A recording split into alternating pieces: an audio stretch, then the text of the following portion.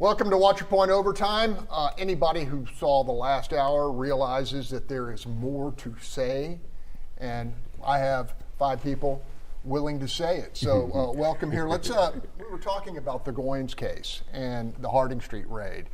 Charles, why don't you jump in here based upon your understanding of this latest development? So I disagree with the characterization of both these wonderful ladies, in that Judge Bell, Andrea Bell, the district court judge who made the ruling, made her ruling solely based on her interpretation of the law, and said that Kim Ogg's office did a improper job in obtaining this indictment, right? That the verbiage was wrong. It needs to be fixed, and they need to start over. This isn't her saying that Gerald Goins isn't a scumbag who murdered a couple of people. I think everyone knows it did. But this is a judge who is a faithful jurist, and we have no shortage of stupid, bad judges in that courthouse, right? We also have a bunch of good ones, right? But Andrea Bell is not sitting here saying, oh no, poor Mr. Goins, he's innocent. She's saying, no, Kim Ogg, do your job properly, right? And let's proceed.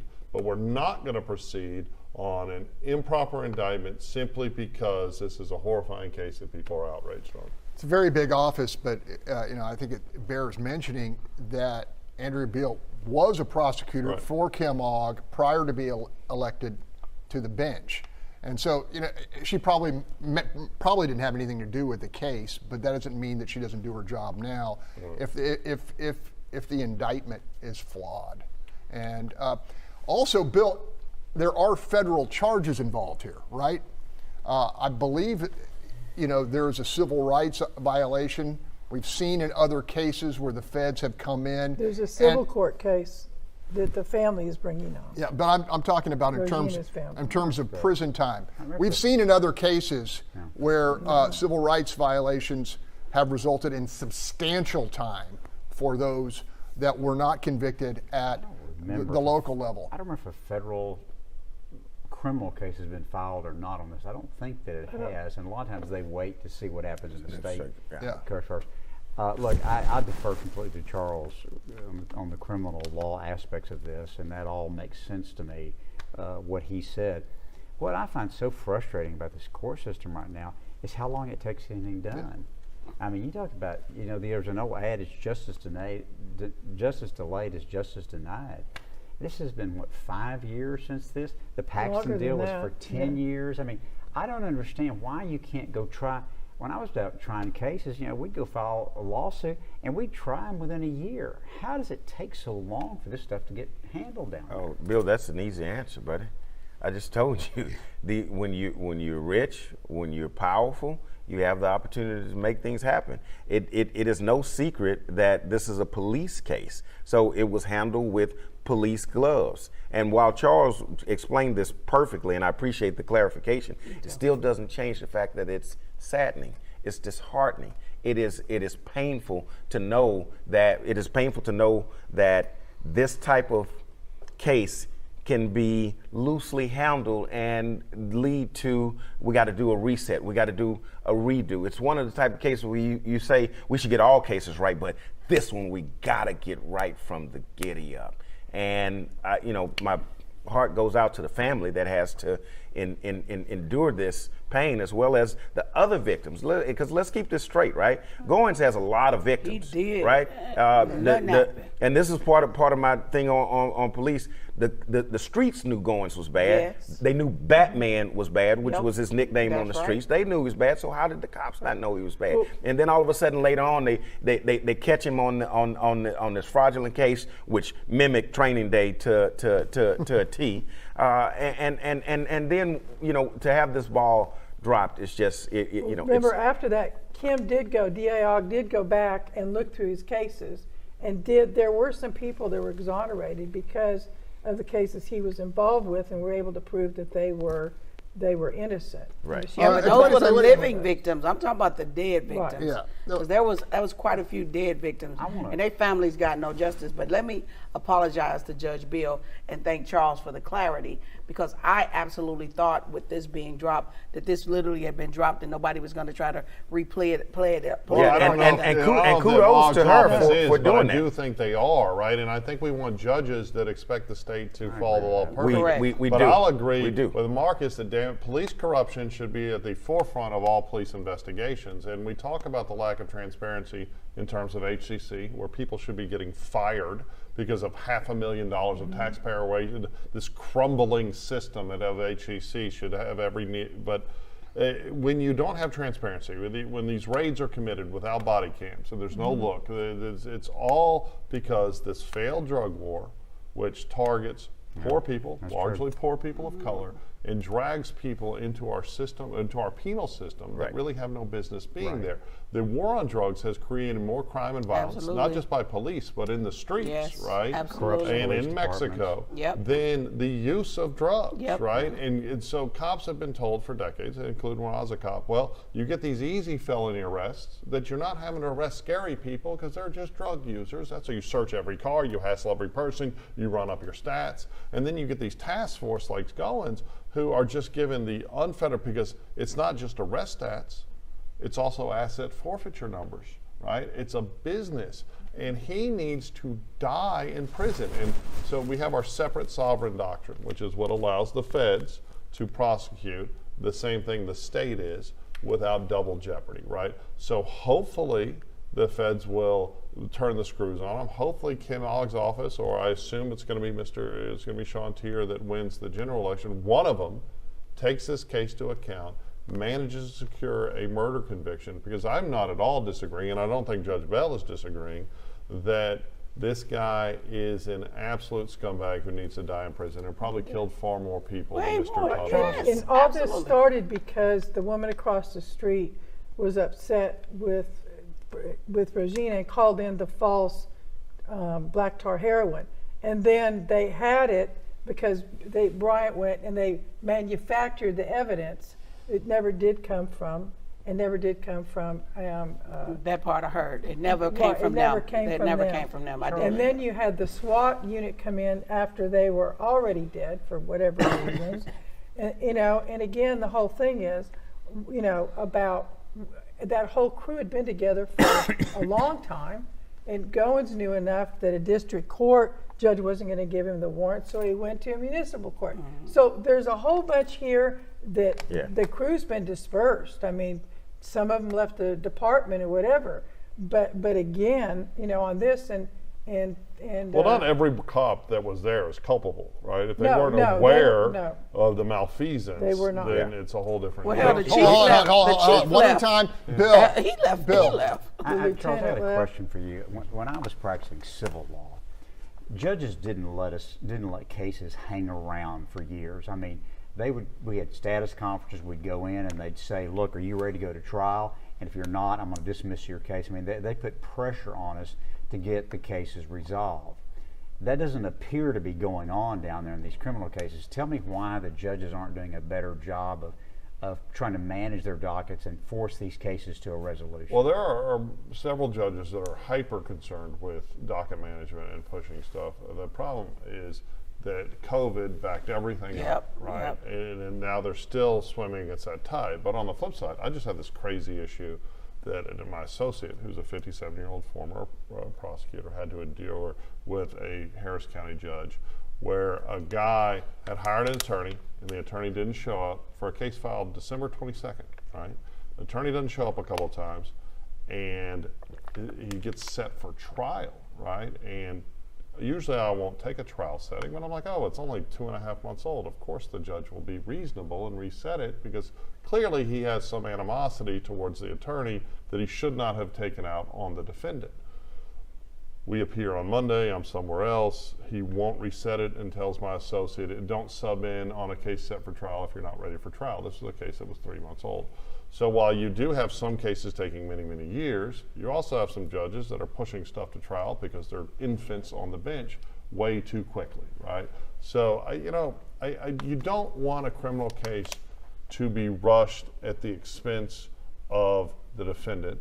but you also don't want cases that sit around for a long time. But your examples are hyper unusual. You'll talk in Paxton, they defunded the prosecutors for a couple of years.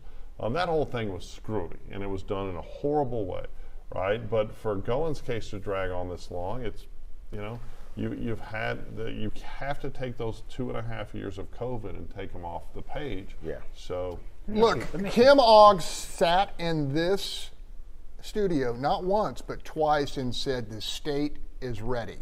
The state is ready to go to trial. Right. And it was the judge that was Aguilar, Yeah. who ultimately Charles, was do you removed think- because he had that domestic abuse thing, that he wouldn't take it. Here's what's unfortunate about this whole situation. If the police officers hadn't shot themselves, if no cop had been shot, we wouldn't be sitting here talking about it. If only the Tuttles were dead, this never would have made the light of day. Right. It would have been just another case that went by the wayside. The only thing that made Well, this it's like thing, the Mississippi case where they shot the guy and they were torturing Yes. the guy. They Right. shot the guy in the mouth by Yep, accident. yep. Had that, was it the Goon Squad? Yep. Had that officer not shot that guy in the mouth, That would have never they come would have out. got away with Yep, waterboarding, yep. torture, and all of this is downstream from narcotics enforcement. Yep. And police need to return to simply policing victim crime. Get your stuff stole. Try to call HPD. See where they'll come out. No, Right? they I watched a guy break into a car and had to get in an argument with a dispatcher to get someone out there, and follow the guy myself and made them. the dispatcher argued with me because I told her that I am in pursuit of the guy I just saw break into this car. Right. And she I was, did the same "Stop, thing in Midtown. stop, I stop." followed him I on was foot. in Midtown. Right. I followed in my car out to Southwest Houston and made the police, I pretty much told them, hey, either you're going to get him or I'm going to get him. Right. And finally they came and they arrested the guy. I will say the officer that showed up did a good job. Yeah. Right. Because he had walked off and tried to run away, and they went and found him.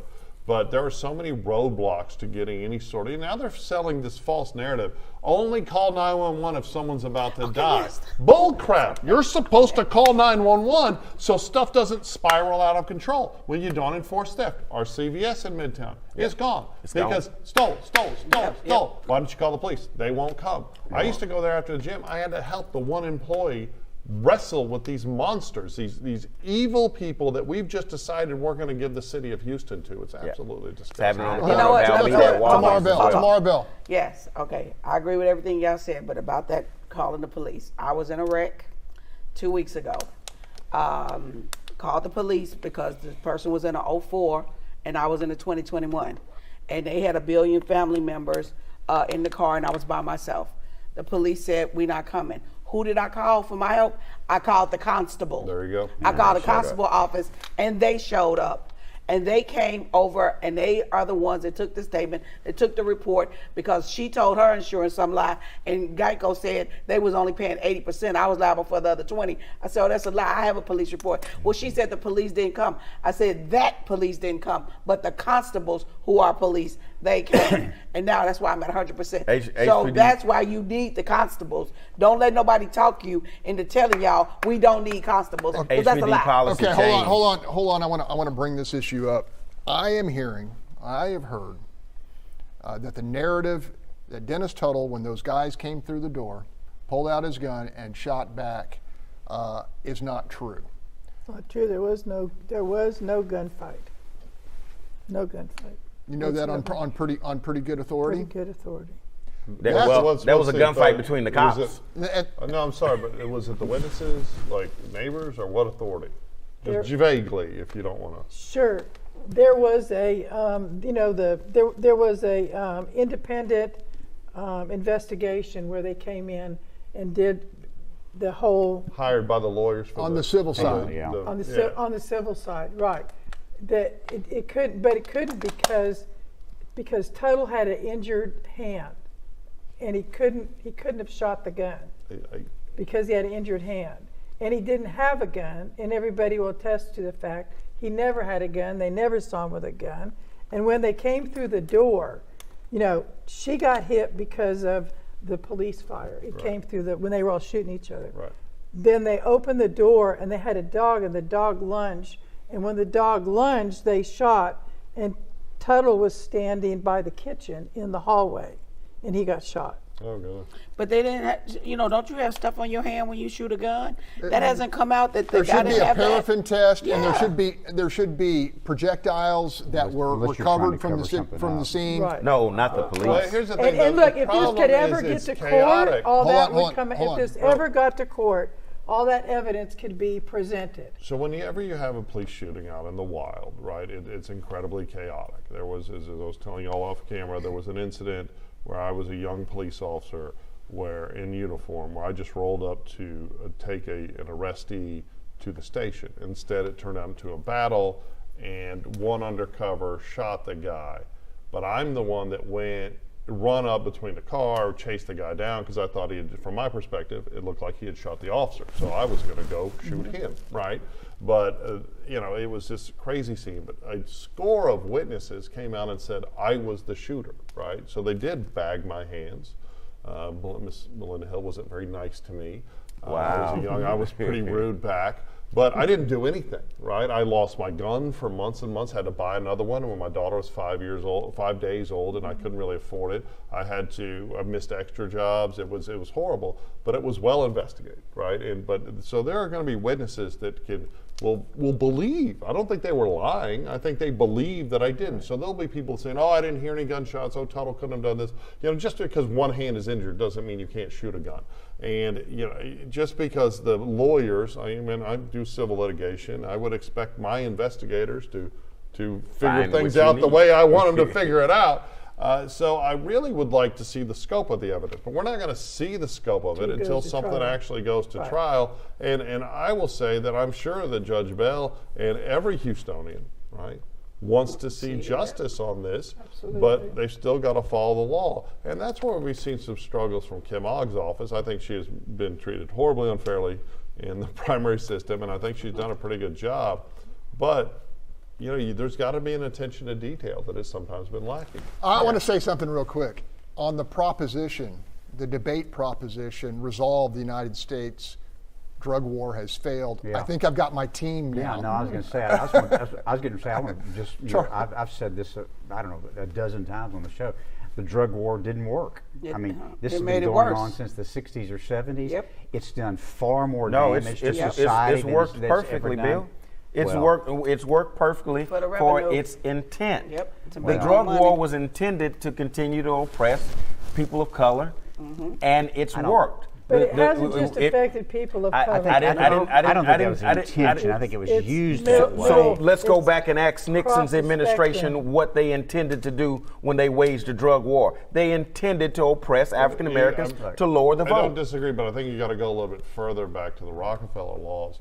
And really, like the war on marijuana was fueled by I know this sounds like Alex Jones craziness, and I can't stand Alex Jones, but really, I thought y'all were buddies.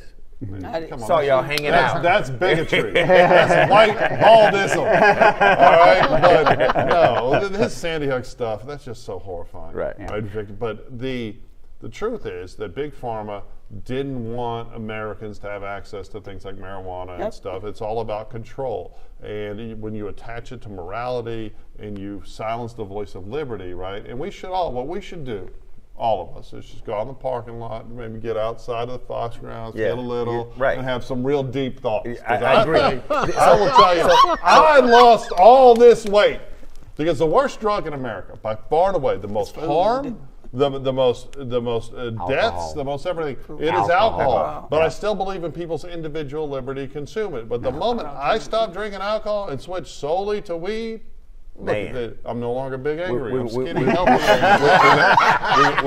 skinny, healthy, happy, slightly angry. Speaking of deep thoughts. Speaking of deep thoughts. Who eats hamburgers? You just mentioned that Big Pharma played a role in what happened with the drug war, right? Because they didn't want their profits to be touched. Correct. Right. So can we agree that it's possible that the manufacturers of guns did the same thing? Well, is it possible possible with your math on guns, right? So clearly they're corporations. They're a republic. They are trying to make money, and they're going to build everything they can sell. That's right. When you start attaching liability, like all these cities trying to sue Kia for thieves stealing their cars. what you're going to do really is you're just going to drive up the cost of cars, which you want cars manufactured to be safe, and you want guns manufactured to be safe and perform.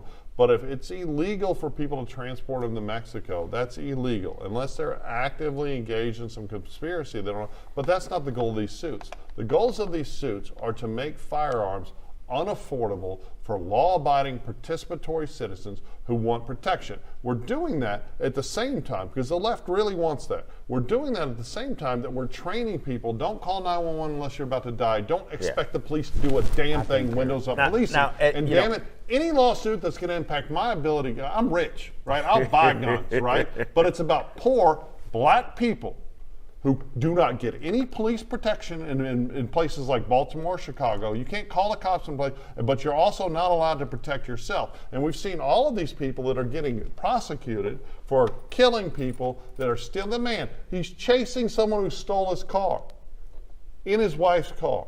Shoots the guy that stole his car. You can kill people over that in Texas, right? Don't steal cars and you're not going to get shot, indicted for murder. Yeah. Damn it. I don't want anything to make it harder for Americans that follow the law to be able to get access to guns to protect Neither themselves. do I. I was just simply. It sounds like it sounds like you don't want poor black people to be able to have guns. And the white Republicans don't either. I don't know how it sounds like that because I never said anything like that. You're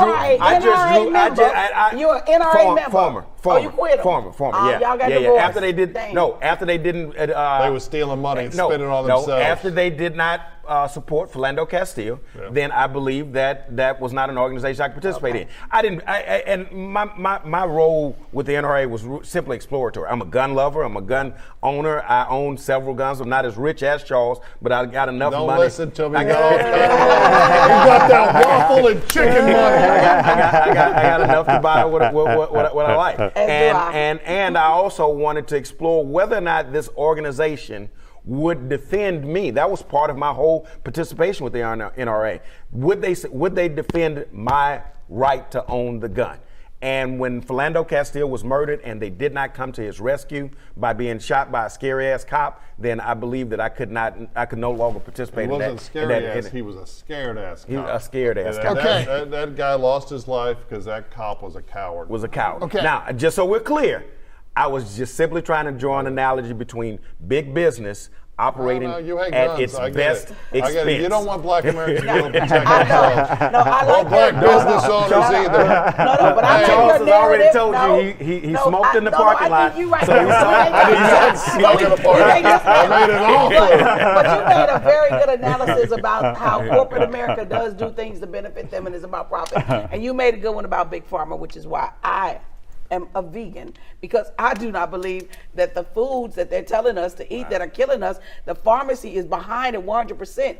They're not making drugs that will help you. They're making drugs to make money. They could give a damn whether you get help or not. This is about pimping the public for their profits. And I'm telling you, with the foods that they tell you to eat, when you look at how the FDA is in bed with them on telling extra money for the cheese, extra money for the beef ain't doing America good. That's a damn lie. But I mean, the fact that this is all done for profiting, and who pays for it? The poor. So I absolutely believe you are right, Marcus. I absolutely believe you. So here's his question. In the phase, we can go longer. I mean, it's y'all's time. I just want to ask her if she agrees that the FDA is making bad decisions on food. Are they making bad decisions on drugs, as asserted in the case of the mifepristone? The what? The mifepristone file.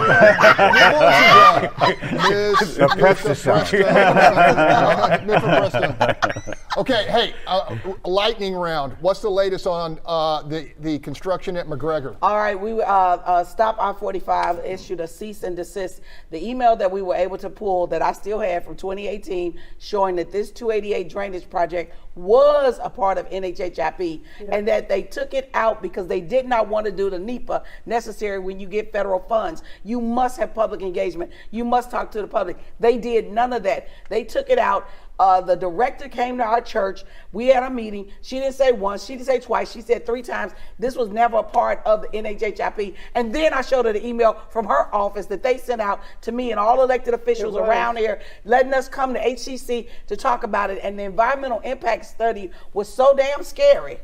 It was so scary that they just said, okay, we're going to move this out and not tell them. And now they're trying to start back on April 1st. And the MOU that they signed with Harris County Flood Control in bold letters says no drainage projects can begin until they speak to the county. They started this in February. They just sent them the drawings on March the 14th and said, we're not waiting for you to tell us whether we're going to drown their asses or not over there. We start on Monday. Tomorrow, they're starting tomorrow on the project. This has to stop because this is moving water from 59 pump station in the Brays Bayou. You got Meyerland, you got Braeswood. We even flooded over here during Harvey. Water is ponding quicker, and now they're saying that they are going to start this project irrelevant to what the flood control people tell them. Sue Lovell, what's going on in Montrose? Some developments at council, and then, Well, there's a whole lot going on in Montrose right now. First of all, the mayor told the management district to pretty much cease from taxing any businesses because they had resurrected themselves at the end of in November, the former mayor's term.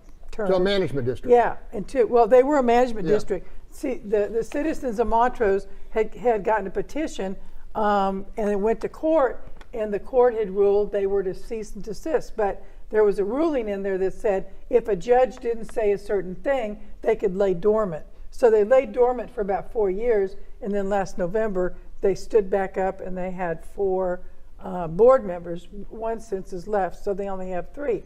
So then they just picked up business, and they were going to put liens on businesses and giving penalties and fees. And so what the mayor says is you're illegal. You are a illegal entity. You don't have enough board members. You don't have a quorum, and you're going to cease and desist from operating. So they have stopped them for now. Now the decision is what will happen from here. What's going on with the trees?